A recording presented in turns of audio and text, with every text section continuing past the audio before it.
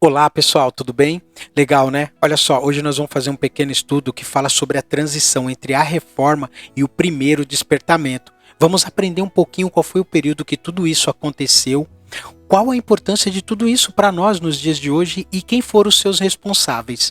Mas antes de mergulharmos nesse pequeno estudo, dê seu like, se inscreva no canal e aperta no sininho para receber todas as novidades que vêm pela frente.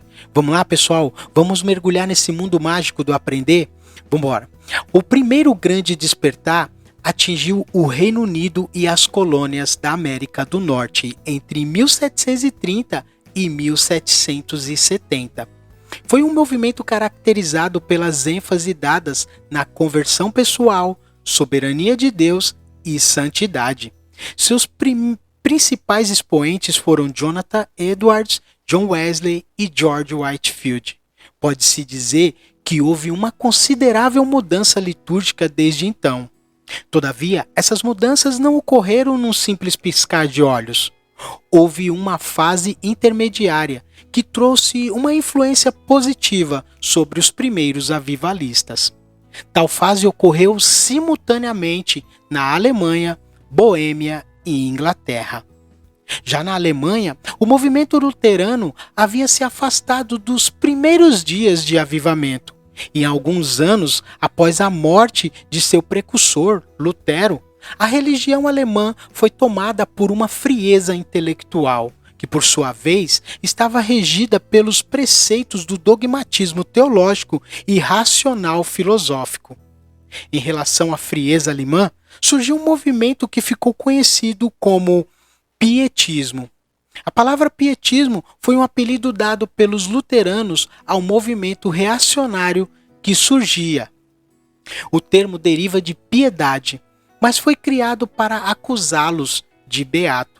Para os pietistas, a fé havia perdido algo de sua graça, que deveria ser redescoberta, e suas principais preocupações eram a santidade, exercícios religiosos, conversão pessoal, experiência religiosa, redução da ênfase nos credos e confissões, renúncia do mundo, fraternidade universal dos crentes e abertura à emoção. Philip Jacob Spener é considerado o pai do pietismo e ele foi fundador de vários colégios de piedade. E nesses colégios proporcionava neles estudos dedicados à devoção e à Bíblia. Na Boêmia, havia um grupo chamado de Irmãos Unidos. Eles eram fruto do trabalho de John Hus, pré-reformador, que morreu martirizado 102 anos antes da data que se comemorava a Reforma Protestante. Esse grupo era forte na Morávia e, em função dos efeitos da Guerra dos 30 Anos e das perseguições enfrentadas em alguns foram exilados e outros precisaram fugir. Nesta fuga, alguns irmãos morávios foram para a Alemanha e lá encontraram asilo na pessoa do pietismo Nicolau Ludwig von Zinzendorf. No ano seguinte, 1732, foi enviado missionários para Ilhas Virgens, no Caribe e na Guiana. Em 1735, outros grupos foi para a Geórgia, nos Estados Unidos, para evangelizar os índios e se estabeleceu na Pensilvânia. Na Pensilvânia, foi organizada a comunidade Aldeia de Belém, no Natal de 1741. Os morávios também fizeram missões na América do Sul, África, Índia e Groenlândia. Socialmente falando, havia muita pobreza na Inglaterra. Os impostos eram muito altos e, mesmo assim, chegaram a ser triplicados. A situação social gerava acepção religiosa. Lugares comprados nas paróquias, lugares para pobres e para ricos. Além desses pontos, estava aumentando cada vez mais o nível de criminalidade. Nesse momento, surge um movimento reacionário cuja preocupação era com a pureza, integridade da igreja e do indivíduo e da sociedade. Trata-se dos puritanos. Eles tinham uma origem nos Lollardos, seguidores remanescentes do pré-reformador John Wycliffe. Um dos puritanos mais famosos foi Jonathan Edwards, que será abordado na linha agora. Jonathan Edwards nasceu em 1703 e morreu em 1758. Nasceu em East Windsor, Connecticut. Era filho de um piedoso ministro congregacional. Foi pastor congregacional, missionário entre os índios norte-americanos, expressivo teólogo de confissão calvinista e considerado um dos notáveis filósofos.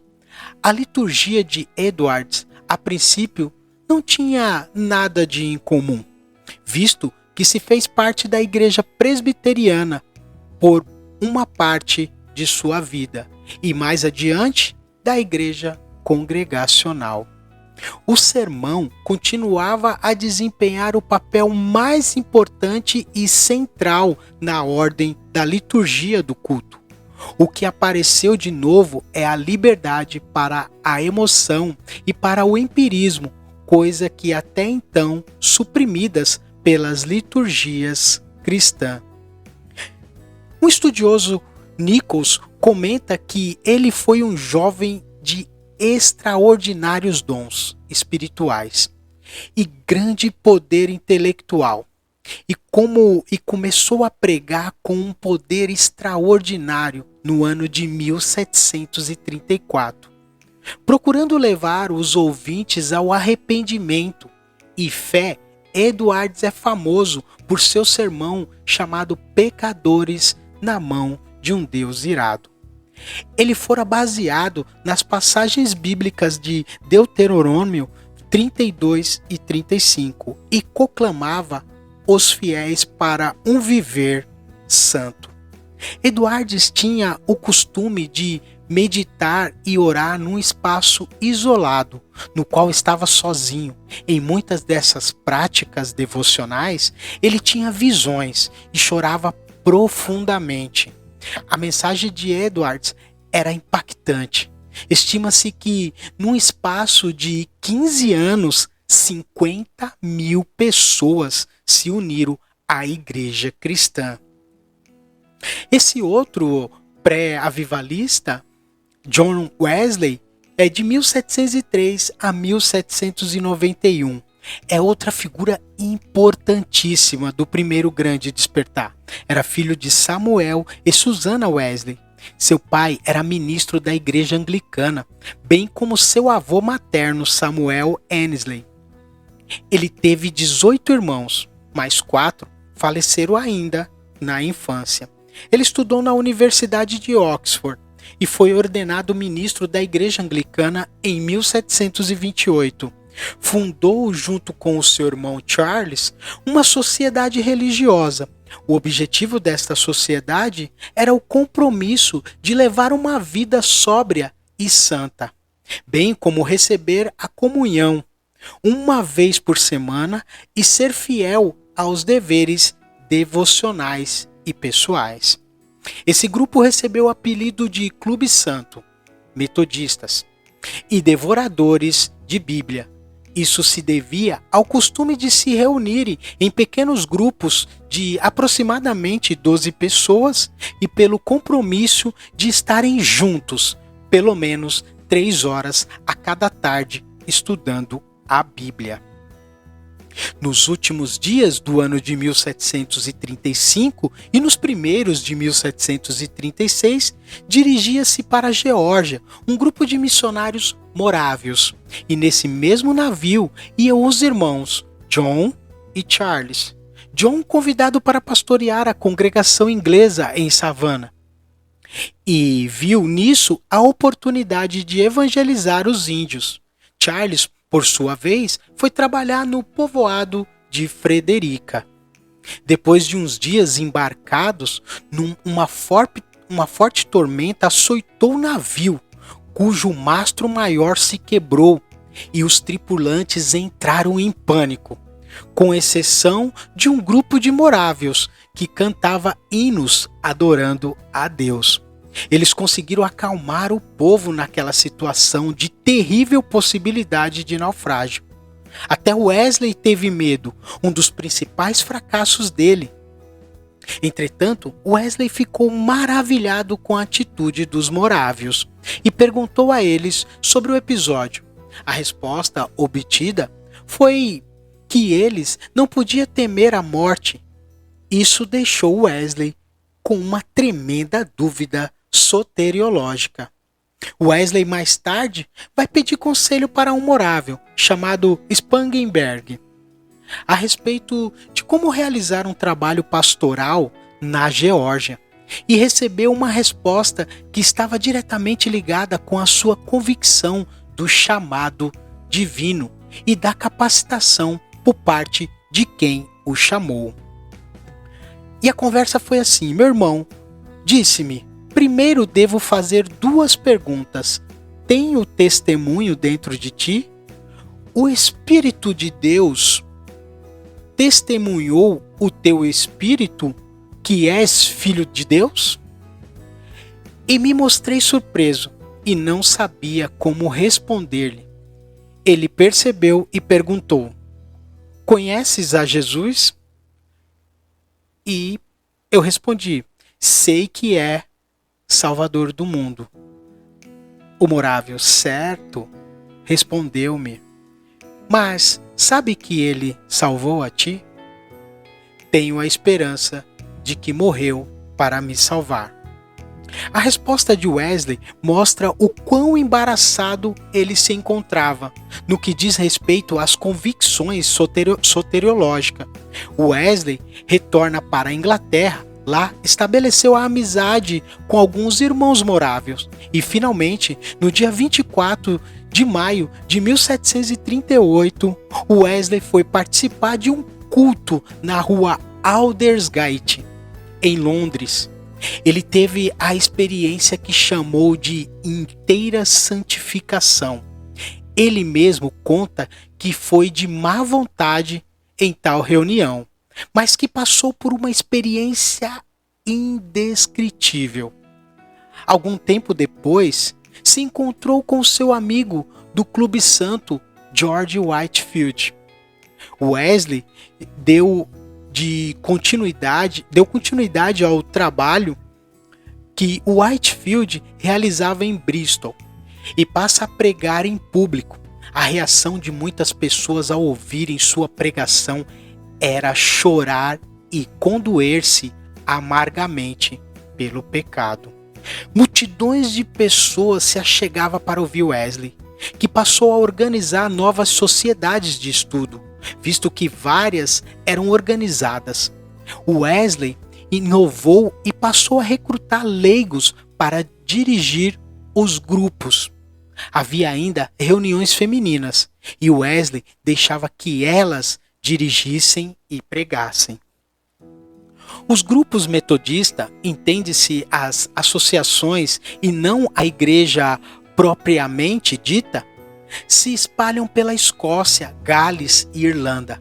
Tal avanço perturbou o bispo de Bristol, que disciplinou Wesley, alegando que suas pregações ambulantes perturbavam as suas paróquias. Num ato respeitoso, Wesley contestou: para mim, o mundo é a minha paróquia. A mudança de Wesley pode ser visivelmente constatada através de seu mais de 400.000 quilômetros percorridos para anunciar o Evangelho e para dar assistência aos líderes das associações metodistas, bem como nos mais de 20.000 sermões pregados, após experiências da inteira santificação.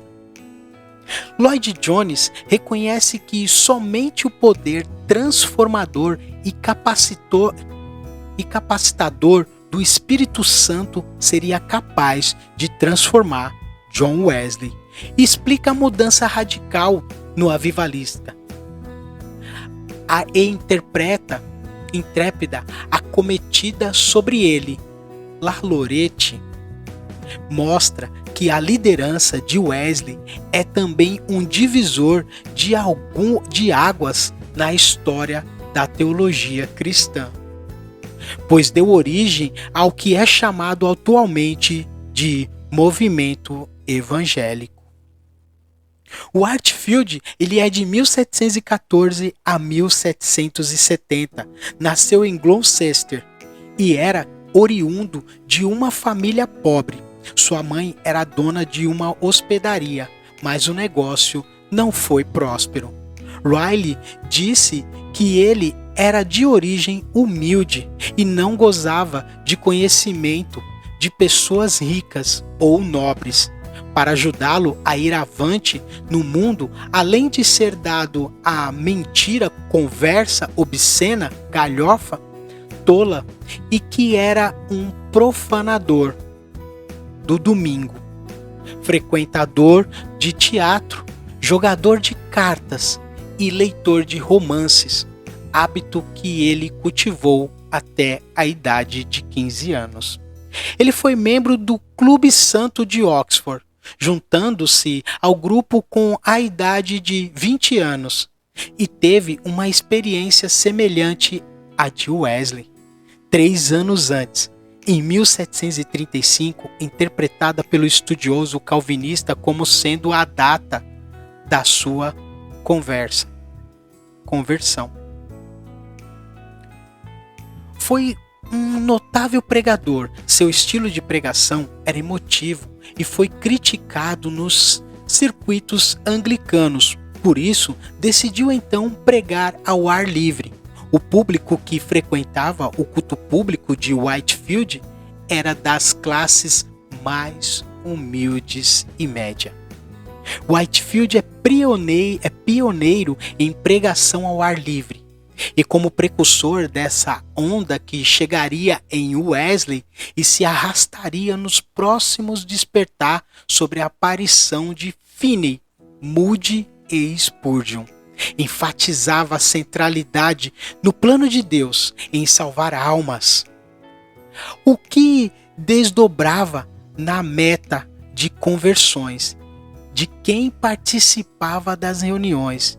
Ele é o cunhado da famosa frase: Deus te ama e tem uma obra em sua vida. Whitefield liderou um movimento na região de Gales, que originou posteriormente a Igreja Metodista Calvinista, sendo o primeiro moderador dela em sua função. Whitefield fundou um orfanato em Bethesda, localizado próximo à Savannah, na Geórgia. Ele costumava pedir ofertas em suas reuniões para sustentar o orfanato. Lloyd Jones comenta que ocorriam momentos surpreendentes da presença de Deus que era descritos por Whitefield como Deus descendo na reunião curtida. O movimento de Wesley e Whitefield estava inserido o metodismo, também o metodismo evangélico. E também revelou diversos talentos para a área musical. Charles Wesley para a hinologia evangélica. E é indiscutível, ele foi autor de mais de 6.000 hinos e o primeiro compositor a introduzir um estilo congregacional expressando sentimentos individuais dos cristãos. Além dele, pode-se citar John Newton, de 1725 a 1807, autodidata, e chegou a ser ordenado em uma igreja londrina. Outros compositores que teve de ser citado são William Cowper, de 1731 a 1800, os irmãos Joseph, de 1744 a 1797, e Isaac Milner, de 1751 a 1820. Esse é o nosso pequeno estudo, meus irmãos. É muito pouco, mas tem muita coisa ainda para se aprender, mas dá um pouquinho para a gente entender o objetivo desse avivamento, desse despertar que foi incrível.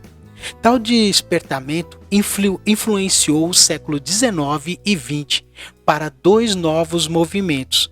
E segundo o Grande Despertar e o Pentecostalismo, que por sua vez trariam a ideia litúrgica de acompanhamentos e encontros de santidade, bem como novos conceitos e aplicações mais espontâneas na forma de adorar a Deus. A ênfase, até o momento, estava transitando da soberania transcendente de Deus para a sua imanência.